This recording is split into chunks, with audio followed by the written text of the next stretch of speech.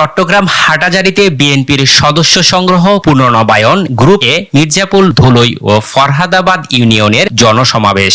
21 জুলাই বিকেলে Mirzapur high school মাঠে অনুষ্ঠানের প্রধান আকর্ষণ ছিলেন বিএনপির প্রবীণ রাজনীতিবিদ বরেণ্য জননেতা মীর নাসির পুত্র মীর হেলালের আগমনে জনসমুদ্রে উৎসবমুখর পরিবেশ, উচ্ছ্বাস উল্লাসে নেতাকর্মীরা স্লোগান দেন।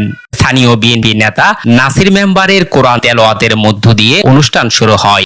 অনুষ্ঠানস্থল বেলা দুপুর থেকে জেলা, মহানগর, উপজেলা, পৌরসভা, ইউনিয়নের সহ স্থানীয় আশপাশ এলাকা হতে বিএনপি অঙ্গ সংগঠনের নেতৃবৃন্দরা, দলীয় সংগঠন সমর্থকরা দলে দলে অনুষ্ঠানস্থল লোকারণ্য কানায় কানায় পরিপূর্ণ হয়।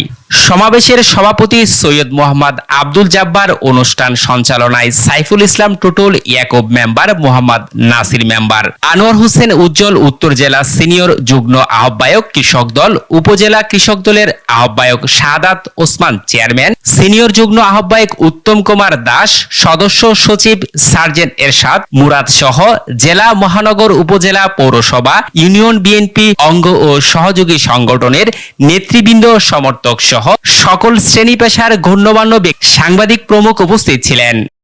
বাংলাদেশের ভাগ্য নির্ধারণের দায়িত্ব 2-4 জন বুদ্ধিমান লোককে দেওয়া হয় নাই ঢাকায় বসে থাকা।